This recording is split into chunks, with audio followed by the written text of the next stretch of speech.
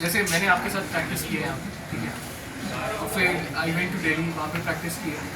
तो most of the cases जो मैंने देखे हैं वहाँ पे, तो इट इज़ मेरी अंडरस्टैंडिंग के हिसाब से वो ऑल आर ईगो बेस्ड। बहुत बार ऐसा होता है राइट्स इन्वॉल्व नहीं होते, तो मतलब जितनी मेरी अंडरस्टैंडिंग है, तो आप इस पर कुछ लाइट शेड करिए कि बेसिस क्या होता है जब हम बोलते हैं कोई केस फाइल हो रहा है या मल्टीप्लिसिटी ऑफ सूट्स हो रहा है, तो उसका बेसिस क्या है? इज इट ओनली लीगो और राइट्स इन्वॉल्व होती हैं उसमें? बहुत बार सवाल आपका है बहुत बड़ा, और वास्तव में देखा जाए तो ये सामाजिक महत्व होता है। समाज के हर व्यक्ति को इस विषय के जरूर जिज्ञासा होनी चाहिए।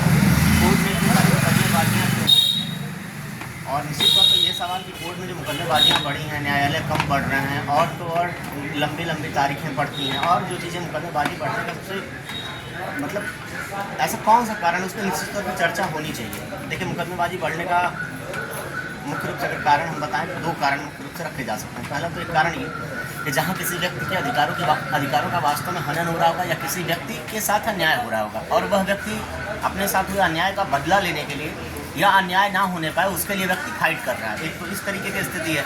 दूसरी, ऐसे भी बहुत से अमूमन मामले आते रहते हैं, अक्सर यहाँ प्रैक्टिस के दौरान हम लोग मिलते रहते हैं अलग अलग लोगों से। जैसे ऐसे भी लोग लड़ते हैं, मतलब जहाँ कई सारे मामले मेरे पास ऐसे आए जिसमें मैंने पूरी बात समझी, क्लाइंट की पूरी बात समझने के बाद मुझे लगा कि वास्तव में उसके साथ कोई अन्याय नहीं हो रहा, बस वो ईगो के लिए लड़ रहा। मैंने उनसे सवाल किया, भाई लड़ क्यों रहे, तुम्हारी ज़मीन नहीं कब्जा कोई कर रहा है या कुछ, तो उसका जवाब ये होता है कि मेरे पटीदार, मेरे आसपास के लोग क्या कहेंगे।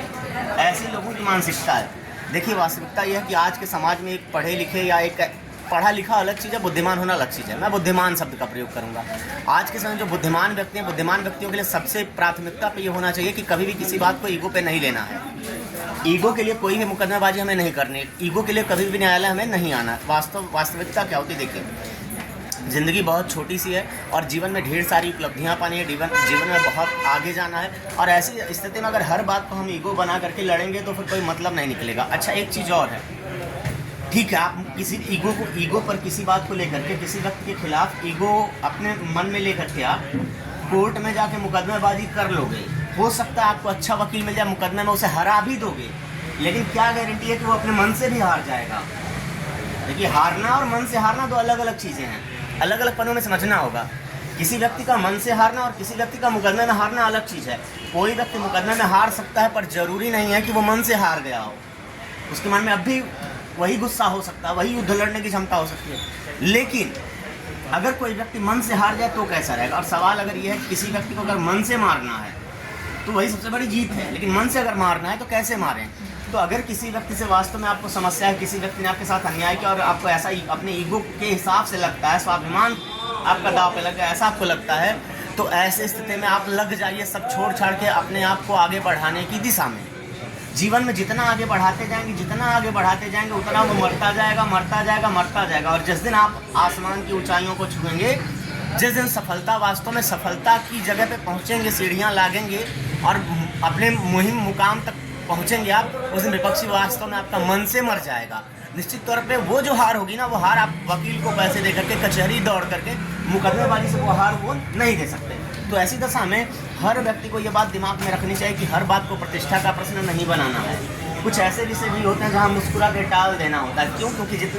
क्योंकि जीवन में सिर्फ मुकदमेबाजी और कोर्ट कचहरी में बिता देने का कोई औचित्य नहीं है। कम समय है, परिवार को देखना है, परिवार को आगे ले जाना है। अगर किसी के पिता ने 4 कदम की यात्रा तय की है तो उस बच्चे का दायित्व है कम से कम 16 कदम वो जरूर चले। एक अच्छे से संस्कारिक रूप से, सामाजिक रूप से रहते हुए जीवन जिए, और जीवन जी करके जितना ही आगे बढ़ता जाएगा वैसे ही उससे धीरे धीरे उसके विरोधी कम होते जाएंगे। तो हमें ध्यान देना होगा कि मुकदमेबाजी में फालतू का नहीं पड़ना है। और आज चूँकि हम सारे के सारे अधिवक्ता होली मिलन समारोह मना रहे हैं, कल से कोर्ट की छुट्टियाँ हैं। आज अभी हम लोग भी अबीर गुलाल पूरा लगा हुआ, अबीर गुलाल हम लोग भी खेल के आए हैं। तो आज सोचा मैंने ऐसे बैठे बैठे हम लोग चर्चा भी कर लें। तो ऐसे तुषार का चूँकि सवाल आ गया, देखिए ऐसे ही इत्तेफाकन तुषार अभी हमारे भाई हैं, ये यहाँ हमारे वहाँ इंटर्न रहे हैं, इन्होंने देहरादून से लॉ किया है। ये हमारे वहाँ 3 महीने प्रैक्टिस किए हैं आराध्य चैम्बर से, और बेसिकली यहीं के हैं ये, मतलब ये सीट इनकी है। और यहाँ से ये इस समय दिल्ली जा करके दिल्ली हाई कोर्ट में ये प्रैक्टिस कर रहे हैं, और बहुत अच्छी प्रैक्टिस चल रही है। तो ऐसे समझ लीजिए इत्तेफाक ही महज कि इन्होंने ये सवाल कर लिया इस तरीके का मुकदमेबाजी का कारण क्या, और मेरा जवाब आ गया। और निश्चित तौर पर आज होली हम लोग मनाए तो आज मान सकते हैं होली ही है।